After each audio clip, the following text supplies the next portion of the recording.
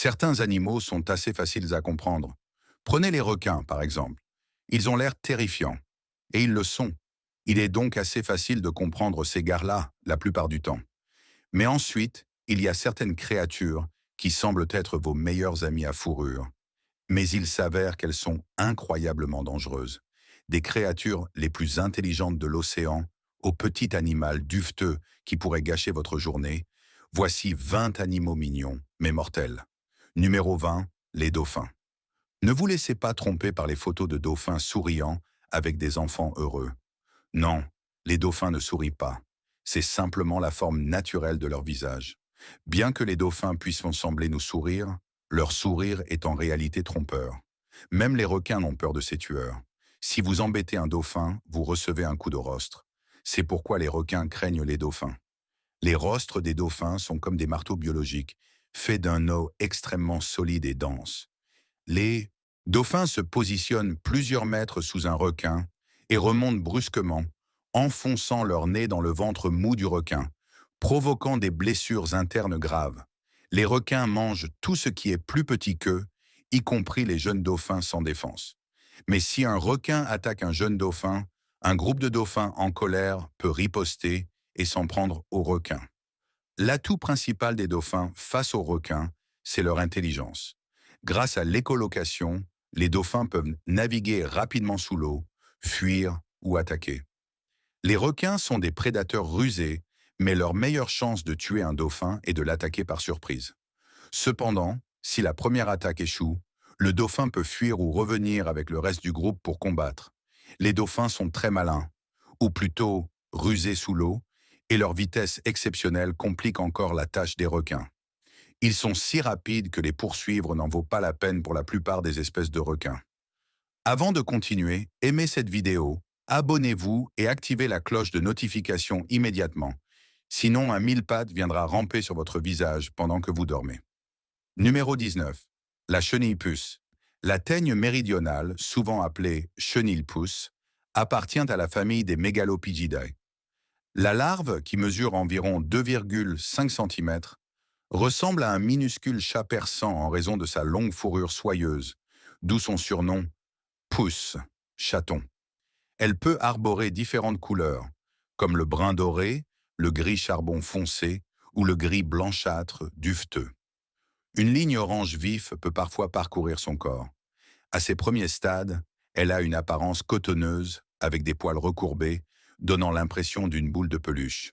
À un stade intermédiaire, elle perd sa queue distinctive et a plutôt l'air d'avoir une mauvaise journée capillaire. Mais attention, sous cette apparence adorable se cache un danger redoutable. Les poils de la chenille contiennent des épines venimeuses, provoquant une douleur intense lorsqu'ils entrent en contact avec la peau humaine. Les victimes décrivent la douleur comme comparable à un os brisé, un traumatisme violent ou une brûlure intense. Le contact avec ces épines provoque une éruption papulaire hémorragique avec une douleur irradiant vivement. Les symptômes peuvent inclure brûlures, gonflements, nausées, maux de tête, troubles digestifs, éruptions cutanées, cloques et parfois douleurs thoraciques, engourdissements ou difficultés respiratoires. Ce chaton n'est vraiment pas fait pour être caressé. Numéro 18. Le poisson globe, fugu. Le poisson globe, ou fugu, est l'une des créatures les plus étranges de la planète, pas seulement dans l'océan. Tous les joueurs de Minecraft connaissent ses capacités défensives impressionnantes. En cas de menace, il aspire rapidement de l'air ou de l'eau, ce qui fait gonfler sa peau lâche et redresse ses nombreux piquants, rendant sa capture bien moins appétissante. Dans le règne animal, les couleurs vives sont souvent un avertissement, et le poisson globe ne fait pas exception. Il existe 120 espèces de fugus, avec des formes et des tailles diverses. Mais sous son apparence de hérisson sous-marin, il cache une arme mortelle. La tétrodotoxine, une toxine 1200 fois plus mortelle que le cyanure. Une seule dose peut tuer jusqu'à 30 personnes s'il n'y a pas d'antidote. Fait surprenant, malgré sa dangerosité, le fugu est un mets prisé au Japon. Les parties toxiques doivent être retirées avec une extrême précision. Une erreur du chef cuisinier peut être fatale pour le client. Certains gourmets recherchent même la sensation de picotement sur les lèvres, signe que de minuscules traces de poison ont été laissées, provoquant un léger engourdissement et une légère euphorie. Petite anecdote, j'ai mangé du fugu au Japon sans savoir ce que c'était. Quand mes lèvres sont devenues complètement engourdies pendant des heures, j'ai cru que j'allais mourir. Numéro 10. Casoar. Les experts pensent moins que la plupart des dinosaures étaient dotés de plumes plutôt que d'écailles, comme les reptiles modernes, car on sait désormais que les oiseaux sont des descendants directs des dinosaures. Le casoar australien, considéré comme l'animal vivant ressemblant le plus à un dinosaure, semble confirmer cette théorie. Surnommé l'oiseau le plus dangereux du monde, il se méfie des humains et des chiens domestiques, mais n'hésitera pas à user de la force si nécessaire. Ses attaques peuvent être très violentes en raison de la puissance de son bec et de l'extrême acuité de ses griffes. Bien que les décès documentés soient de rares, plusieurs ont été recensés. Les casoars attaquent parfois des véhicules ou brisent des vitres en prenant leur propre reflet pour un rival, témoignant ainsi de leur cerveau de la taille d'un poids, hérité des dinosaures. Aujourd'hui, il ne reste plus que 2000 de ces petits vélociraptors dans les forêts tropicales australiennes, principalement à cause de l'invasion de 24 millions de cochons domestiques sauvages, responsables de l'extinction d'une centaine d'espèces végétales et animales indigènes. Ne serait-il pas temps d'intervenir pour sauver ce célèbre oiseau colérique de l'oubli? Numéro 16. Le coléoptère bombardier. Avec ses grands yeux et son postérieur proéminent, le coléoptère bombardier arbore un air presque mignon. Cependant, lorsqu'il est menacé, il libère de son abdomen une pulvérisation toxique à une température proche de l'eau bouillante. Ces émissions peuvent varier entre des fuites lentes et des jets rapides, assez brûlants pour causer des brûlures et des lésions cutanées.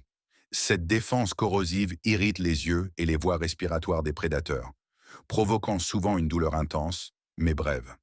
L'insecte oriente généralement son corps pour viser avec précision la source de la menace. Certains coléoptères bombardiers africains possèdent des glandes rotatives capables de pivoter à environ 270 degrés, leur permettant de projeter leurs jets chimiques dans diverses directions, même sous leur corps. La réaction chimique, hautement exothermique, chauffe le liquide à plus de 100 degrés Celsius, provoquant l'évaporation d'un cinquième du mélange. La pression générée force la fermeture des valves d'entrée, protégeant ainsi les organes internes de l'insecte. Lors de l'expulsion du liquide brûlant par une valve de sortie, un claquement sonore se fait entendre. Les glandes du coléoptère contiennent de l'hydroquinone et du peroxyde d'hydrogène, lui permettant de pulvériser jusqu'à 20 fois d'affilée, une capacité parfois létale pour certains prédateurs. Les partisans du créationnisme et du dessin intelligent citent souvent le mécanisme de défense du coléoptère bombardier comme exemple d'une complexité irréductible en raison du mélange de processus hautement exothermiques, de liquides bouillants et de projections explosives. Cependant, selon des biologistes tels que le taxonomiste Mark Isaac, ce mécanisme pourrait bien être le fruit d'une évolution progressive. Numéro 15. Le grand tamanoir. Bien qu'ils soient dépourvus de dents et qu'ils aient une vue et une ouïe médiocres, les tamanoirs peuvent se révéler mortels. Une étude de cas récente rapporte qu'une attaque violente de tamanoirs dans le nord du Brésil a coûté la vie à un chasseur, 2 ans seulement après qu'un autre homme eut trouvé la mort dans une rencontre similaire avec l'un de ces animaux au long museau. Les experts, dont les conclusions ont été publiées dans le Journal of Wilderness and Environmental Medicine, estimant que ces attaques devraient servir d'avertissement à quiconque empiète sur l'habitat de ces créatures. Le tamanoir géant, la plus grande des 4 espèces de fourmiliers encore existantes, vit dans les savanes d'Amérique du Sud et d'Amérique centrale. Une fois adulte, il peut atteindre jusqu'à 2,10 m de long. Il possède 4 grandes griffes acérées sur chaque patte avant, qu'il utilise non seulement pour creuser les termitières, mais aussi pour infliger des blessures potentiellement mortelles. En avril 2007, un tamanoir du zoo Florencio Valera tua un gardien avec ses griffes. Cet individu, nommé Roman, était réputé pour son agressivité. Dans les cultures indigènes du bassin amazonien, le tamanoir est un personnage symbolique, parfois considéré comme l'antagoniste du jaguar dans les mythes. Une légende Shipibe raconte qu'un jaguar releva le défi d'un tamanoir dans un concours d'apnée sous l'eau. Les 2 animaux enlevèrent leur peau avant de plonger. Le tamanoir sortit de l'eau en premier et s'empara de la fourrure du jaguar, laissant celui-ci vêtu de son pelage à lui. C'est ainsi, selon le mythe, que le jaguar obtint sa robe tachetée. ce qui, ma foi, lui donne plutôt fière allure. Peut-être a-t-il fait une bonne affaire, après tout. Numéro 14. Le Conus escargot cône. C'est l'un de vos pires cauchemars, mais il faut reconnaître que c'est bien un escargot. Et un tueur d'escargots? Je parie que vous ne l'auriez pas imaginé. Pourtant, c'est bien le cas. Ils commencent leur vie dans la mer. De nombreux plongeurs ont tenté de s'approcher de cet escargot magnifique, mais l'ont regretté s'ils sont parvenus à sortir de l'eau. Lorsqu'il se sent menacé, la trompe acérée en forme d'aiguille de l'escargot cône devient une arme redoutable. Elle peut injecter une quantité de venin suffisante pour tuer 10 personnes et est assez tranchante et puissante pour percer des gants de plongée. Vous ne réaliserez même pas que vous avez été piqué avant qu'il ne soit trop tard, car cet escargot injecte un puissant analgésique. De plus, il n'existe aucun antivenin au monde. Votre seule option est de persévérer et de prier pour le meilleur, car c'est un escargot avec lequel il vaut mieux ne jamais jouer. Numéro 13. La chenille à sel Saddleback Caterpillar. L'étape larvaire d'une espèce de papillon de nuit originaire d'Amérique du Nord est connue sous le nom de chenille à sel. On peut également l'apercevoir au Mexique. Cette chenille est principalement verte, avec des extrémités brunes et une large tache blanche en forme de sel, avec un point brun au centre. À chaque extrémité, 2 cornes charnues sont visibles. Ces parties du corps, ainsi que la majeure partie du reste, sont recouvertes de poils urticants, libérant un venin désagréable. Toute personne entrant en contact avec ces poils ressentira des nausées, ainsi qu'une éruption cutanée douloureuse et gonflée. Dans de rares cas, le venin peut provoquer une urticaire aiguë, une affection systémique accompagnée de maux de tête, de troubles gastro-intestinaux, de problèmes respiratoires, de chocs anaphylactiques, de rupture des érythrocytes et de saignements. Les poils doivent être retirés de la peau au plus vite pour éviter la propagation du venin. Ces poils peuvent aussi se retrouver sur des objets à proximité et même sur le cocon. La chenille à sel préfère les régions chaudes comme le Yucatan au Mexique, mais elle peut également survivre dans les climats plus frais de l'Est des États-Unis. Les jardiniers sont les plus exposés à un contact accidentel avec cette chenille, car elle est connue pour posséder l'une des piqûres les plus douloureuses et se cache souvent dans les plantes ornementales. Numéro 12. La Rascasse volante, Red Lionfish. L'une des espèces de poissons-scorpions les plus dangereuses est la rascasse volante. Elle est fascinante à observer avec ses rayures rouges, blanches et noires qui recouvrent son corps, ainsi que ses nombreuses épines venimeuses mortelles. Véritable guerrière et prédatrice redoutable, elle dévore avec voracité tout ce qui est suffisamment petit pour entrer dans sa bouche. Elle n'a pratiquement aucun prédateur naturel, bien que des attaques de requins et de grands vers marins aient été observées. Dans son habitat naturel qui comprend les récifs, les coraux et les lagons du Pacifique Sud et de l'océan Indien, la population de rascasses volantes reste généralement contrôlée. Cependant, en 1992, l'ouragan Andrew, qui a ravagé la côte de la Floride, a provoqué la destruction d'un aquarium. 6 rascasses volantes se sont échappées dans la mer des Caraïbes, devenant rapidement l'une des espèces invasives les plus destructrices. Elles ont dévoré violemment les espèces indigènes et ont atteint des tailles bien plus grandes que celles observées auparavant. Aujourd'hui, elles se sont répandues dans tout l'ouest de l'Atlantique, semant la désolation. Les environnementalistes tentent de stopper leur expansion, mais la progression de cette espèce semble incontrôlable. Numéro 11. Alatina alata, méduse boîte. L'espèce de méduse boîte, Alatina alata, parfois appelée guêpe de mer, est présente dans les océans Pacifique, Indien et Atlantique, ainsi que dans la mer des Caraïbes et la mer d'Arabie. Ces piqûres provoquent une éruption cutanée douloureuse, mais autolimitée, qui disparaît généralement en 20 à 24 heures, sans nécessité d'intervention médicale. Cependant, dans de rares cas, les victimes peuvent subir des réactions généralisées, des douleurs persistantes ou une éruption récurrente. Bien que les piqûres de cette méduse boîte ne soient pas encore reconnues comme mortelles, elles provoquent une douleur intense. Elle est connue pour se regrouper près des côtes et dans les baies d'Hawaï, des îles du Pacifique et sur les plages du Pakistan en mer d'Arabie. Comparée aux autres espèces de méduses boîte, sa piqûre est moins grave, mais elle demeure douloureuse et désagréable. En cas de piqûre par une Alatina alata, il est courant de rincer la zone touchée avec du vinaigre et d'appliquer des compresses chaudes ou froides pour réduire la douleur et l'inflammation. Cependant, comme elle appartient à la famille des méduses boîtes, sa piqûre peut provoquer le syndrome d'Irukandji, une condition grave. Par conséquent, il est essentiel de rester vigilant et de consulter immédiatement un médecin en cas de piqûre.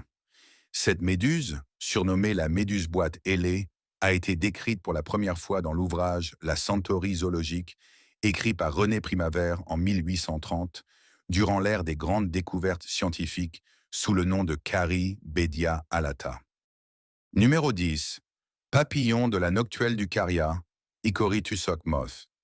Les chenilles du papillon de la noctuelle du Caria, blanches et noires et recouvertes de poils, sont fréquemment visibles en automne et peuvent parfois apparaître en grand nombre. Bien qu'aucun cas documenté de réaction allergique systématique n'ait été signalé, elles peuvent irriter la peau des personnes sensibles. On trouve ces papillons dans le nord-est de l'Amérique du Nord, de l'État du Maine et du Nouveau-Brunswick jusqu'au sud de la Caroline du Nord, et vers l'ouest jusqu'au Wisconsin et à l'Illinois.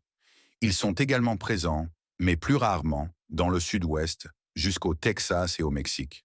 Les jeunes chenilles ont des poils blancs et des marques noires. Les chenilles plus âgées, pouvant atteindre jusqu'à 4,5 cm de long, arborent des poils blancs et noirs disposés en touffes le long de leur dos, avec souvent des pinceaux noirs distinctifs à l'avant et à l'arrière. Les papillons adultes, de couleur brun clair à brun pâle, présentent des rangées de points couleur crème et des ailes inférieures également crème. Il n'y a qu'une génération par an. Les chenilles sont actives de juillet à septembre et les papillons adultes volent de mai à juin. Les œufs sont pondus sous les feuilles, en groupes pouvant compter plus de 100 œufs. Les larves immatures broodent de manière aléatoire sur quelques feuilles proches.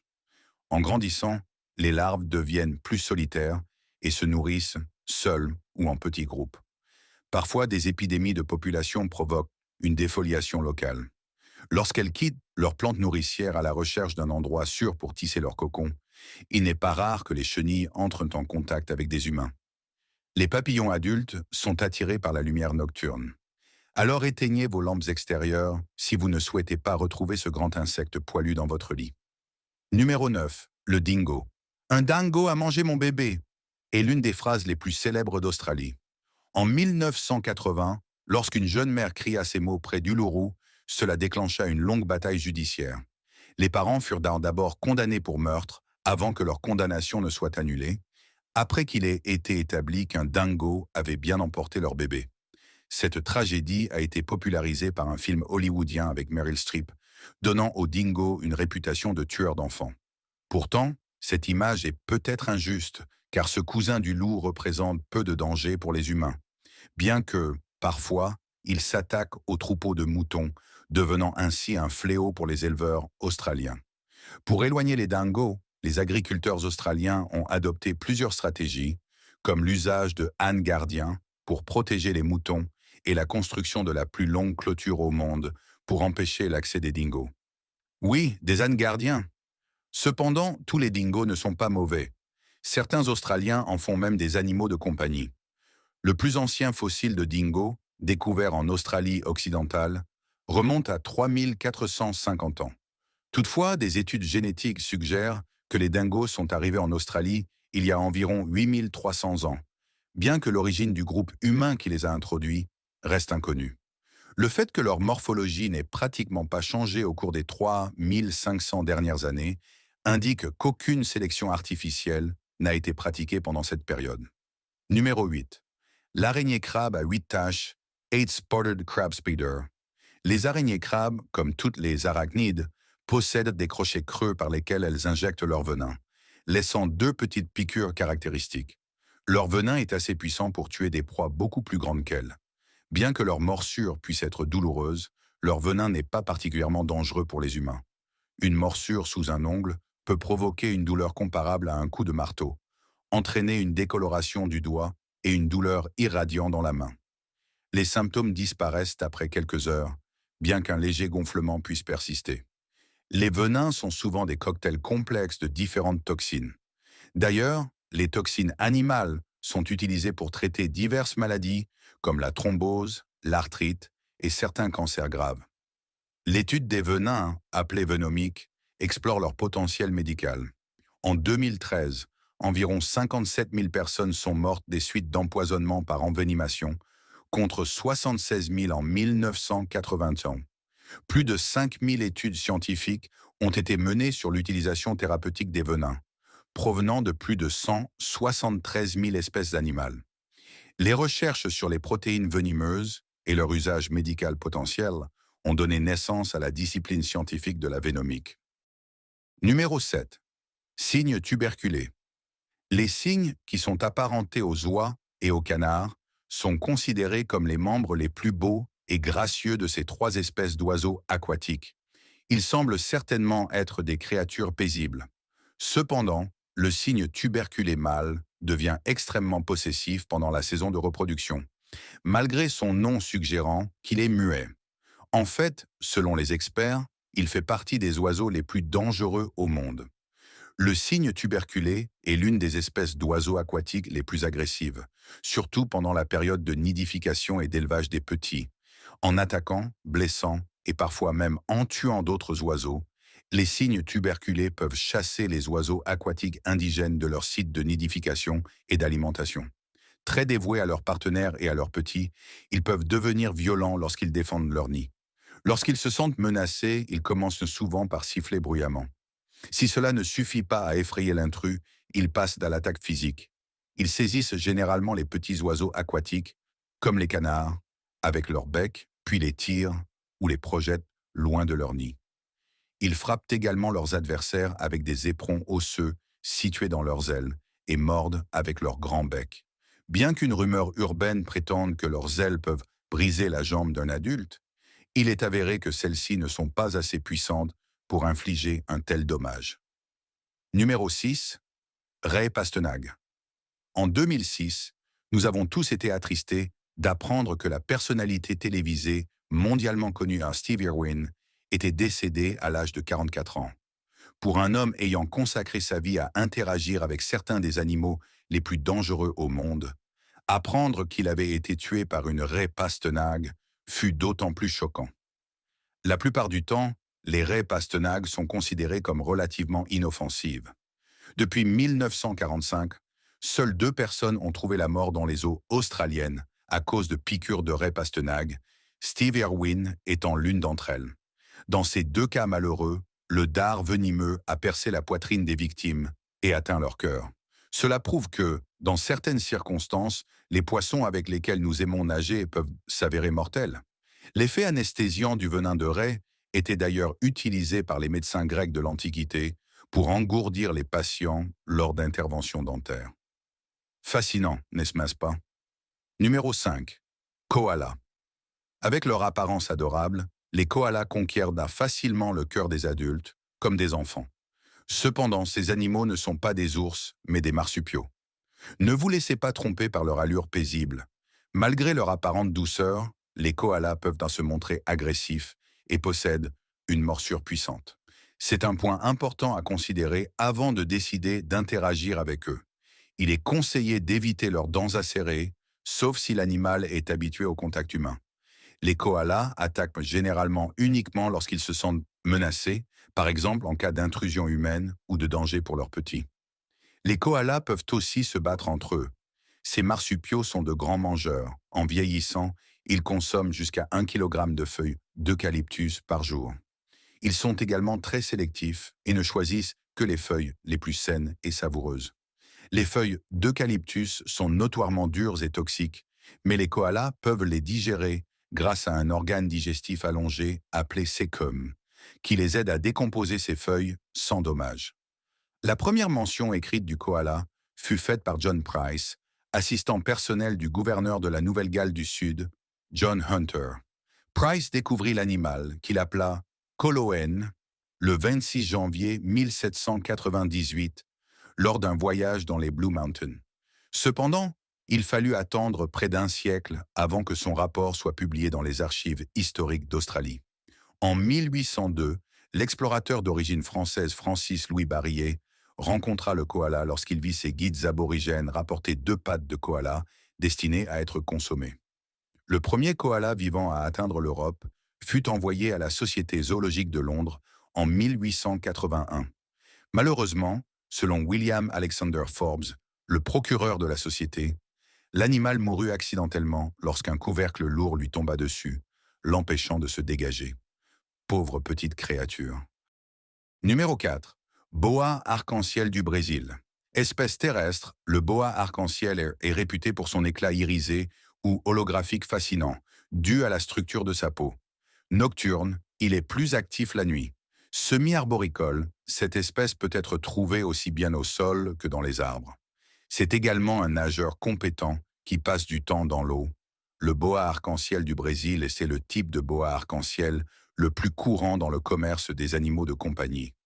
De grandes quantités ont été exportées du Suriname dans les années 1980 et au début des années 1990.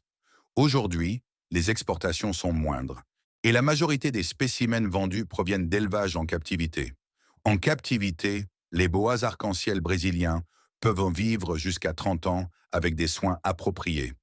Ils sont appréciés pour leur apparence exceptionnelle. Les mâles mesurent entre 1,50 m et 1,80 m, tandis que les femelles plus grandes peuvent atteindre de 1,80 m à 2,11 m. Bien que magnifiques, ces serpents ne deviennent jamais assez grands pour qu'une seule personne ne puisse pas les manipuler. Cependant, les jeunes boas arc-en-ciel sont agressifs, ce qui est compréhensible, car dans la nature, ils sont vulnérables à de nombreux prédateurs. Une manipulation régulière était nécessaire pour les apprivoiser. Numéro 3. Grenouille d'Androbate dorée, Golden Poison Dart Frog. Voici une petite grenouille mesurant de 1,3 à 6,4 cm. Impossible qu'elle soit dangereuse, n'est-ce pas? Faux. Sa couleur vive, allant du bleu éclatant au vert, au jaune et au noir, avec diverses combinaisons, avertit les prédateurs qu'elle n'est pas à prendre à la légère. Elle vit dans la jungle amazonienne, notamment dans les forêts subtropicales et tropicales humides. Les peuples autochtones utilisaient son venin pour enduire leurs flèches, d'où son nom de grenouille à fléchettes empoisonnée. Une flèche enduite de ce poison, lorsqu'elle transperce un ennemi, transporte l'un des poisons les plus meurtriers de la forêt. La dendrobate dorée, la plus toxique, possède un venin capable de tuer jusqu'à 20 hommes adultes. Certaines espèces de serpents, cependant, ont développé une immunité et se nourrissent de ces grenouilles. Malgré sa dangerosité, ce venin contient des composés médicinaux précieux, dont un analgésique 200 fois plus puissant que la morphine, ainsi que des stimulants cardiaques et des coupe-faim. Numéro 2. Poisson chirurgien, surgeonfish. Passons maintenant au poisson chirurgien rayé. Ce poisson coloré, d'environ 30 cm, habite les océans Indien et Pacifique occidental. Il est particulièrement courant au large des côtes de Hawaï, de la Polynésie, des Philippines et du Japon.